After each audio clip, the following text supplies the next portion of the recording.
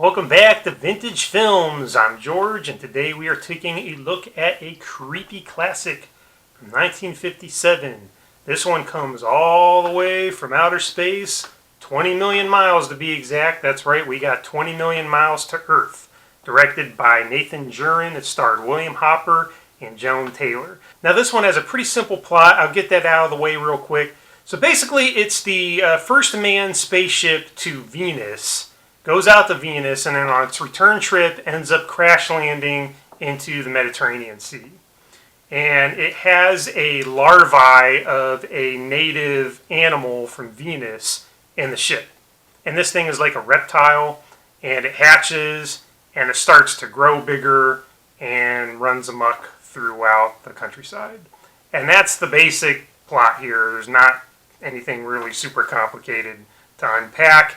It's a monster from Venus brought back on a rocket ship, lands, and starts growing and running amok. That's what we got here.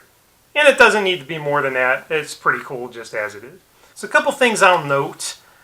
The monster effects were done by the great Ray Harryhausen. And as you may know if you watch some of my other videos here on this channel, I am a big Ray Harryhausen fan. He did the stop-go animation techniques of the time, and he was one of the best at it. And we also covered Mighty Joe Young on this channel, and we covered Earth vs. the Flying Saucers. Now we're doing this one.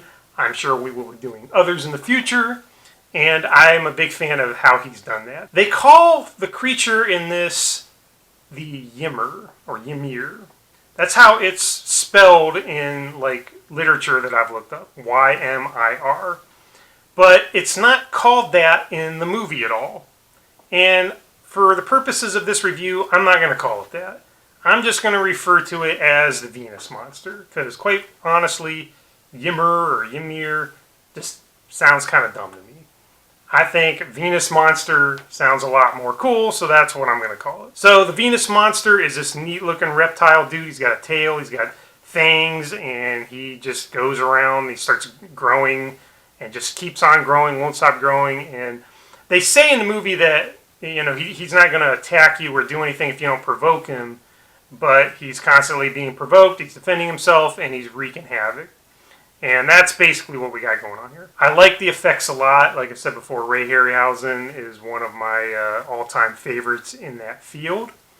And because of that, I was inspired to make my own stop-and-go animated film. So as a special treat, I am going to debut that right here, right now on this video review. So, without further ado, I present my short film.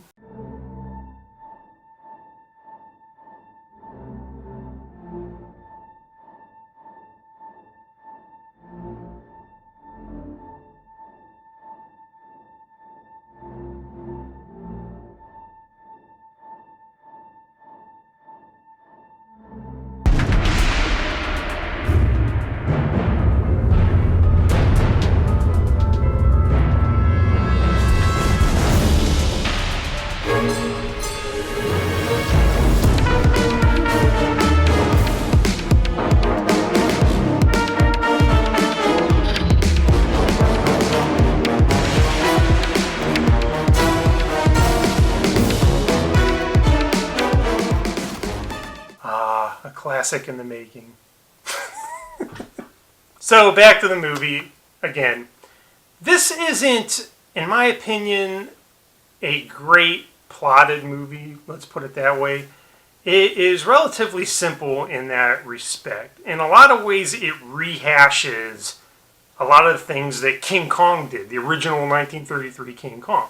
So you got a creature, and these people go looking for it. They find it. They capture it. And then it breaks free of being captured and runs amok all over a city and ends up climbing on top of a national monument. In this case, it's the Colosseum in Rome versus the Empire State Building in King Kong, and to which part they have to do what they got to do to take out the monster. And so it feels to me like they are rehashing that here, which is funny because this was made in 1957, and the original King Kong came out in 1933. So you got over 20 years removed, and they're still rehashing basically the same plot from that. And so for that reason, I'm not as high on the movie because I've seen that done before. But again, the fun to be had here is the creature effects itself. It's the Venus monster, let's face it.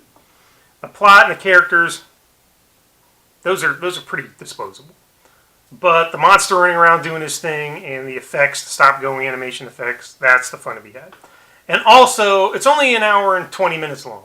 So it's one of those movies that's not going to take you very long to get through.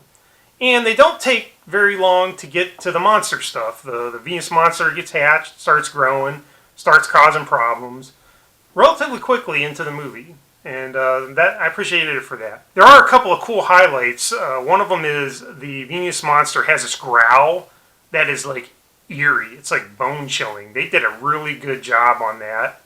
And there's this cool sequence toward the end where a weird part, they put it in a zoo when they capture it, because I guess that's the only place in Rome that has facilities that can handle a big monster, I guess.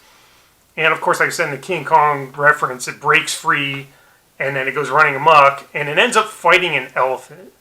And that's one of the effects things, like they had a claymation elephant in some of the shots fighting the claymation puppet of the Venus monster.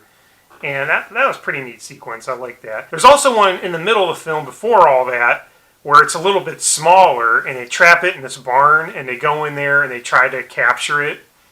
And there is some suspense to be had in that scene. They're fighting this thing in this barn and it's dark and it's coming after them. I like that scene a lot too. All right, I got a couple of trivia things for you, and to do that, as always, we have the clipboard of creeps. Let's see what the clipboard has to say for us today. So, they were originally going to set the movie in Chicago and have the spaceship crash land in Lake Michigan. And at the last minute, Ray Harryhausen decided to change the location to have it crash land in the Mediterranean and have the creature running amok in Rome, because he always wanted to go to Rome on vacation and could never afford it himself. So he changed it for this movie as an excuse to be able to go to Rome. And I guess have the studio help pay for it. So, not a bad plan. Nice work if you can get it. And so another cool thing, going back to what I said before about the creature's growl, the roar, they actually did that by speeding up various elephant roars and using that as like a modulated way to create the creature's scream. And that's pretty neat. It kind of comes back to what I said where they had it fighting an elephant and they actually used elephants or a version of them to create the scream. So that's pretty cool, I think. So my final thoughts on this movie is, again, I like the movie. I don't love it. And mostly that has to do with the fact that the characters that we see aren't really that engaging. They're just kind of there. And again, the plot, to me, just felt like a rehash of King Kong. I've seen King Kong. King Kong needs no rehashment. It is perfect on its own.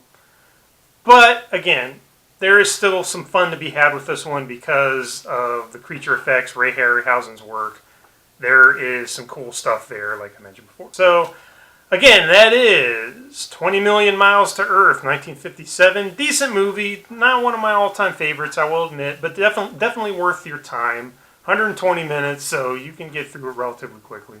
So that's it for this week. We have a few more videos on the deck, so if you haven't subscribed to this channel yet, please do so. That'll help us out. And until the next time, have a good one.